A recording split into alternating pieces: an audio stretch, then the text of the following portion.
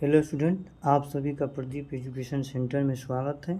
आज हम जीके का जो अति महत्वपूर्ण क्वेश्चन है उसको हम देखने वाले हैं। फर्स्ट नंबर क्वेश्चन है कि निम्न में से असत्य कौन है। तो ऑप्शन नंबर ए है कि भारत का क्षेत्रफल जो है, भारत क्षेत्रफल की दृष्टि से विश्व में 7वें स्थान पर। एकदम सही लाइन है। अभी भारत जो है क्षेत्रफल की दृष्टि से विश्व में 7वें स्थान पर है। अगर पूछे कि पहले स्थान पर कौन है, तो पहले स्थान पर रूस है। पहले स्थान पर कौन है? रूस है। दूसरे स्थान पर कौन है? कनाडा है। दूसरे स्थान पर कनाडा है। तीसरे स्थान पर चीन है। चौथा स्थान पर कौन है? अमेरिका है। चौथे स्थान पर कौन है? अमेरिका है। पाँचवें स्थान पर कौन है? ब्राज़ील है। पाँचवें स्थान पर ब्राज़ील है। छठा स्थान पर कौन है? ऑस्ट्रेलिया है। ऑस्ट्रेलिया है। और सातवें स्थान पर कौन है? सातवें स्थान पर भारत है। ठीक, तो कहेगा भारत क्षेत्रफल की दृष्टि से विश्व में कौनवें स्थान पर है? 7वें स्थान पर। अगर पूछे कि 5वें स्थान पर कौन है, तब ब्राज़ील है।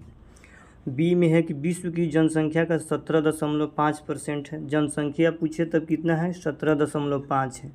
अगर क्षेत्रफल पूछे तब कितना है? क्षेत्रफल पूछे तो 2.4 है। उसके बाद है ऑप्शन नंबर सी, जनसंख्या की दृष्टि से भारत केवल चीन से पीछे है। क्वेश्चन के अनुसार कि जनसंख्या के हिसाब से भारत जो है केवल चीन से पीछे है, लेकिन अभी वर्तमान में भारत नंबर 1 पे है। भारत का क्षेत्रफल संपूर्ण विश्व के क्षेत्रफल का 3.4% है, जो कि गलत है। कितना है? 2.4% है। तो कह रहा है कि इसमें असत्य कौन है, तो option number D. Option number D है जो असत्य है। क्षेत्रफल कितना होना चाहिए? 2.4। चलिए नेक्स्ट क्वेश्चन देख लेते हैं। नेक्स्ट क्वेश्चन में है कि निम्न में से कौन सा कथन असत्य है? जो गलत है उसको बताना है। जो गलत है उसको बताना है। तो कह रहा है ध्वनि और वायु का वेग सर्वाधिक ठोस में होता है। एकदम गलत है। ध्वनि का वेग कहाँ होता है? ध्वनि का वेग जो है सर्वाधिक ठोस में होता है, और जबकि वायु का वेग सबसे ज़्यादा कहाँ होता है? प्रकाश में होता है। कहाँ होता है? प्रकाश में होता है। ठीक है। उसके बाद में है ध्वनि क्या है? ऑप्शन नंबर बी है ध्वनि एक अनुदैर्ध्य तरंग है। ये भी बात सही है। प्रकाश एक अनुप्रस्थ तरंग है। ये भी सही है। ध्वनि के मापने की इकाई डेसिबल। ये भी सही है। तो इस कथन में गलत कथन कौन है? Option number A. ठीक है, क्योंकि वायु का जो सर्वाधिक वेग जो होता है वह प्रकाश में होता है। अगर प्रकाश की चाल पूछे कितना होता है, तो प्रकाश की चाल जो होता है 3 × 10⁸ मीटर पर सेकेंड होता है। अब चलिए कुछ एसआई मात्रक हैं जिसको हम एक साथ देख लेते हैं। एसआई मात्रक को एक साथ देख लेते हैं। जैसे अगर पूछे कि दाब का एसआई मात्रक क्या होता है, पूछे कि दाब का एसआई मात्रक क्या होता है, तो दाब का एसआई मात्रक जो होता है पास्कल होता है। दाब का एसआई मात्रक क्या होता है? पास्कल होता है। अगर पूछे दूरी का, तो दूरी का एसआई मात्रक क्या होता है? तो दूरी का एसआई मात्रक पारसेक या प्रकाश वर्ष। क्या हो जाएगा? प्रकाश वर्ष। अगर पूछे कि दूरी का सबसे बड़ा मात्रक कौन है, तो प्रकाश वर्ष हो जाएगा, सॉरी पारसेक हो जाएगा। चलिए उसके बाद है अगर पूछे ओजोन की सांद्रता, ओजोन की अगर सांद्रता का अगर एसआई मात्रक पूछे तब क्या हो जाएगा? डॉप्सन हो जाएगा। ओजोन की सांद्रता का एसआई मात्रक डॉप्सन हो जाएगा। अगर पूछे कि बल का एसआई मात्रक क्या होता है, तो बल का एसआई मात्रक न्यूटन होता है। उसके बाद अगर पूछे कार्य का एसआई मात्रक क्या होता है, कार्य का एसआई मात्रक क्या होता है, तो कार्य का एसआई मात्रक जूल होता है। उसके बाद अगर पूछे कार्य का हो गया, प्रतिरोध का एसआई मात्रक क्या होता है? प्रतिरोध का एसआई मात्रक क्या होता है? तो प्रतिरोध का एसआई मात्रक क्या होता है? ओम होता है। आवेश का एसआई मात्रक क्या होता है? पूछे कि आवेश का एसआई मात्रक क्या होता है, तो आवेश का एसआई मात्रक कूलॉम होता है। उसके बाद नेक्स्ट देख लेंगे धारा का एसआई मात्रक क्या होता है, तो धारा का एसआई मात्रक जो होता है एम्पियर होता है। सभी साथी यहाँ तक समझ गए होंगे। चलिए नेक्स्ट क्वेश्चन देखते हैं। नेक्स्ट क्वेश्चन में है, क्वेश्चन नंबर 3 में है। क्वेश्चन नंबर 3 में है कि असत्य को पहचानिए, यानी जो गलत है उसको हमको बताना है। तो खार्तूम किस नदी के किनारे है? रोम नदी के किनारे। ये बात सही है। रोम किसके किनारे है? टाइबर नदी के किनारे। ये भी सही है। बेलग्रेड किसके किनारे है? पोटामेक नदी। नहीं, गलत है। बेलग्रेड जो है डेन्यूब नदी के किनारे है। इस नदी के किनारे हैं, डेन्यूब नदी के किनारे हैं। और न्यूयॉर्क जो है हडसन नदी के किनारे है। तो इसमें असत्य कौन है? Option number C. चलिए नेक्स्ट क्वेश्चन देख लेते हैं। नेक्स्ट क्वेश्चन 4 नंबर है कि कह रहा है निम्न में से किस ट्रॉफी का जो संबंध है बैडमिंटन से है? किस ट्रॉफी का जो संबंध है, इसमें पूछा गया है कि निम्न में से किस ट्रॉफी का जो संबंध है बैडमिंटन से है। तो देखिए थॉमस कप, उबेर कप और सुधीरमन कप, ये तीनों का जो संबंध है किससे है? बैडमिंटन से है। इस तीनों का संबंध किससे है? बैडमिंटन से है। तो इसका आंसर कौन हो जाएगा? ऑप्शन नंबर डी हो जाएगा।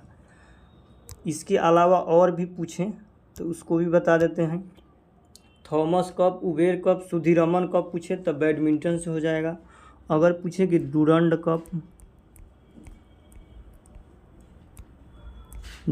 कप,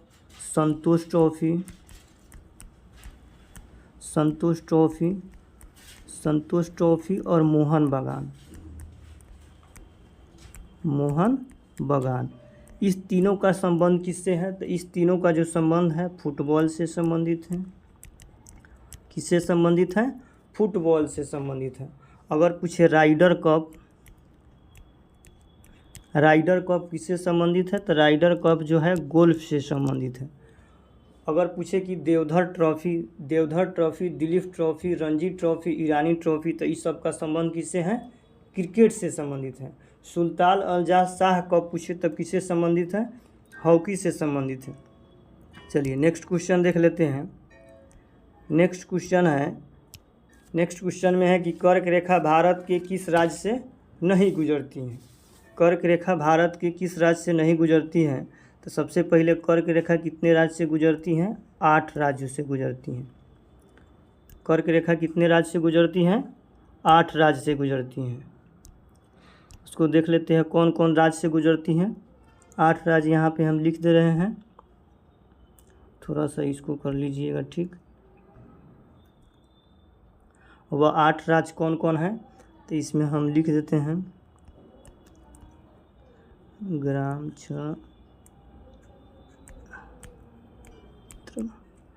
ठीक।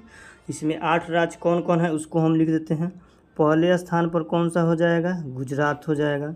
दूसरे स्थान पर कौन सा हो जाएगा? राजस्थान। उसके बाद मध्य प्रदेश, छत्तीसगढ़, उसके बाद झारखंड, उसके बाद पश्चिम बंगाल, उसके बाद हो जाएगा त्रिपुरा, उसके बाद क्या हो जाएगा? मिजोरम। यह 8 राज्य हैं। अगर पूछे आरोही क्रम में तो ये आरोही क्रम में दिया हुआ है। एक ट्रिक होता है गमछा वाला, उसको याद नहीं करना है, इस तरह से डायरेक्ट याद करना है। तो कर्क रेखा भारत के कितने राज्य से गुजरता है? 8 राज्य से। तो गुजरात है, इसमें राजस्थान है, त्रिपुरा है, कौन नहीं है? मणिपुर नहीं है। तो इसका आंसर हो जाएगा ऑप्शन नंबर डी। चलिए नेक्स्ट क्वेश्चन देख लेते हैं।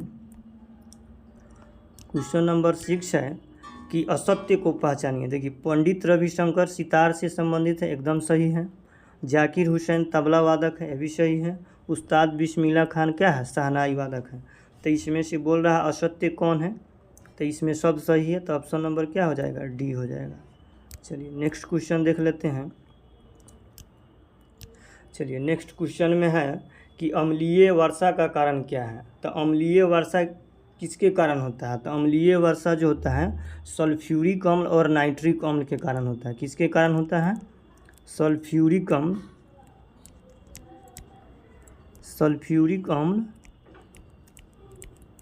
प्लस नाइट्रिक अम्ल।